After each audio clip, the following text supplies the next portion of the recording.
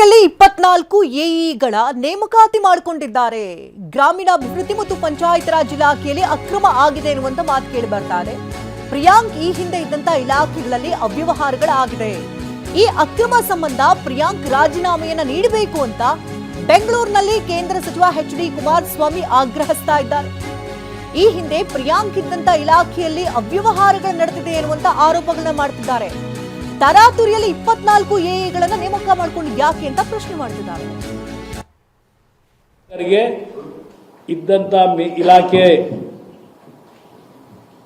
ಇಲ್ಲಿ ನಡೆದಿರ್ತಕ್ಕಂಥ ವ್ಯವಹಾರ ಇದು ಇಲ್ಲಿಗಲ್ ವೇನಲ್ಲಿ 16 ಜನಕ್ಕೆ 24 ಜನಕ್ಕೆ ಇದು ಅವ್ಯವಹಾರ ಆಗಿದೆ ಅಂತೇಳಿ ಗೊತ್ತಾದ ಮೇಲೂ ಕೆಲವು ಕೋರ್ಟ್ ಆದೇಶಗಳ ನಡುವೆನೂ ತರಾತುರಿಲಿ ಇಷ್ಟೆಲ್ಲ ಕೊಡಬಾರ್ದು ಅಂತ DPRಗೆ ಲೆಟ್ರು ಬರೆದ್ರು ಅಪಾಯಿಂಟ್ಮೆಂಟ್ ಕೊಟ್ಟಿದ್ದೀರಲ್ಲಪ್ಪ. 19/3/25 ಓರಲ್ ಆರ್ಡರ್ಸ್ ಮಾಡ್ತಾರೆ. ಏನು RSS ಅಕೌಂಟು ಕೇಳದೆ ಪ್ರತಿನಿತ್ಯ ಯಾವ ಅಕೌಂಟ್ ಕೇಳಿ ಏನ್ರಿ ನೀವು ಮಾಡಿರೋ ಕೆಲಸಕ್ಕೆ ನೀವೇನು ಉತ್ತರ ಕೊಡ್ತೀರಿ? ಏನಾದರೂ ನಿಮಗೆ ಅಲ್ಪ ಸ್ವಲ್ಪ ನಿಮ್ಮ ನಾಲಿಗೆ ಪದಬಳಕೆ ಮಾಡುತ್ತಲ್ಲ, ಆ ನಾಲಿಗೆ ಗೌರವ ಕೊಡಬೇಕು ಅಂತಿರೋ ಯು ಮಸ್ಟ್ ರಿಸೈನ್ ಇಮಿಡಿಯೇಟ್ಲಿ. ಪಾರದರ್ಶಕ ಆಡಳಿತ ತೋರಿಸ್ಬೇಕು ಅಂದರೆ ಮಾಡಬೇಕು ಅಂದರೆ ಪ್ರಿಯಾಂಕಾ ಖರ್ಗೆ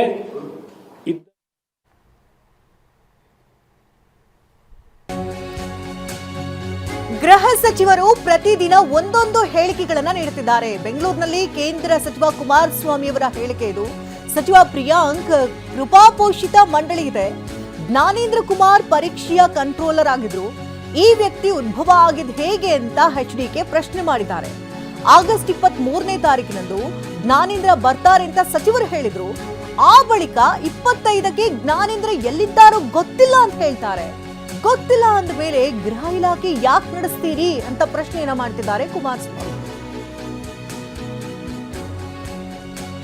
ಇನ್ನು ಗೃಹ ಸಚಿವರು ಪ್ರತಿನಿತ್ಯವೂ ಕೂಡ ಒಂದೊಂದು ರೀತಿ ಹೇಳಿಕೆಗಳನ್ನ ಕೊಡ್ತಿದ್ದಾರೆ ಅಂತ ಕುಮಾರಸ್ವಾಮಿ ಕಿಡಿಕಾರಿದ್ದಾರೆ. ಇದೊಂದು ರೀತಿ ಕೃಪಾಪೋಷಿತ ಮಂಡಳಿ ಇದ್ದಂಗೆ ಅಂತ ವ್ಯಂಗ್ಯವಾಡಿದ್ದಾರೆ. ಈ ಗೃಹ ಸಚಿವರಿಗೆ ಕೇಳ್ತೇನೆ, ಏನು ಹೇಳಿಕೆ ಕೊಡ್ತೀರಿ? ಮಾಧ್ಯಮದಲ್ಲಿ ನಾಪತ್ತೆ ಆಗಿಲ್ಲ ಅಂತಕ್ಕಂಥ ಸುದ್ದಿ ಬಂತು.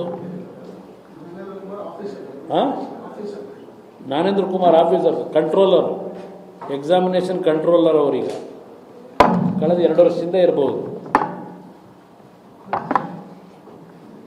ಈ ವ್ಯಕ್ತಿ ಯಾವಾಗ ಇಡಿ ರೈಡು ಇದೆಲ್ಲ ಶುರುವಾಯಿತು, ಯಾವಾಗ ಇದು ಉದ್ಭವ ಆಗಿದ್ದ ಹಾಗೆ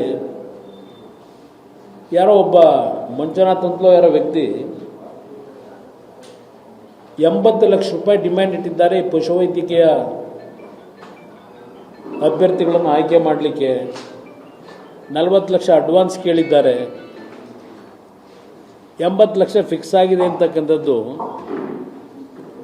ಆ ವ್ಯಕ್ತಿಯ ಒಂದು ಆಪಾದನೆ ಏನಿದೆ. ಆ ಆಪಾದನೆ ಬಂದ ನಂತರ ಇಡಿಯವರು ಸಡನ್ ಆಗಿ ಈ ಕೇಸ್ನ ತಗೋತಾರೆ. ಯಾವಾಗ ದುಡ್ಡಿನ ವ್ಯವಹಾರ ಪ್ರಾರಂಭ ಆಯಿತು ಅಂತ ಹೇಳಿ, ಆಗ ಈ ವ್ಯಕ್ತಿ ನಾಪತ್ತೆ ಆಗಿದ್ದಾನೆ ಅಂತಕ್ಕಂಥದ್ದು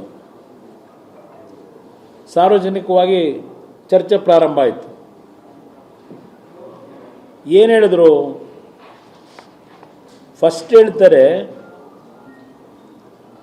ಅವರು ತಂದೆ ಹುಷಾರಿಲ್ಲ, ಅವ್ರ ತಂದೆನ ನೋಡೋದಕ್ಕೆ ಹೋಗಿದ್ದಾರೆ, ಪರ್ಮಿಷನ್ ತಗೊಂಡು ಹೋಗೋರೆ ಅಂತ ಹೇಳ್ತಾರೆ. ಇವರೇ ಹೇಳೋದು, ತಂದೆ ನೋಡಲು ಹೋಗಿದ್ದಾರೆ. ಜ್ಞಾನೇಂದ್ರ ಕುಮಾರ್ ನಾಪತ್ತೆ ಆಗಿಲ್ಲ, ನನಗೆ ಅವರು ದೂರವಾಣಿ ಕರೆ ಮಾಡಿದ್ದರು. ಅವರ ತಂದೆಗೆ ಅನಾರೋಗ್ಯದ ಹಿನ್ನೆಲೆಯಲ್ಲಿ ನೋಡಲು ಊರಿಗೆ ಹೋಗಿದ್ದಾರೆ. 2 ದಿನಗಳಲ್ಲಿ ವಾಪಸ್ ಆಗಲಿದ್ದಾರೆ ಎಂದು ಗೃಹ ಸಚಿವ ಪ್ರಿಯಾಂಕಾ ಖರ್ಗೆ ಸ್ಪಷ್ಟಪಡಿಸಿದ್ದಾರೆ. ಈ ಬಗ್ಗೆ ಇಮೇಲ್ ಮುಖಾಂತರ ಮೇಲಿನ ಅಧಿಕಾರಿಗಳಿಗೂ ತಿಳಿಸಿದ್ದಾರೆ ಅಂತೇಳಿ ಹೇಳಿಕೆ ಕೊಟ್ಟವರೇ ನಮ್ಮ ಗೃಹ ಸಚಿವರು ಪ್ರಿಯಾಂಕಾ ಖರ್ಗೆ. ಇದ್ಯಾವತ್ತು ಹೇಳಿದರು? 23ನೇ ತಾರೀಕು. 25ನೇ ತಾರೀಕು ಏನು ಹೇಳ್ತಾರೆ? ಜ್ಞಾನೇಂದ್ರ ಎಲ್ಲಿದ್ದಾರೋ ಗೊತ್ತಿಲ್ಲ, ಖರ್ಗೆ ಉಲ್ಟಾ.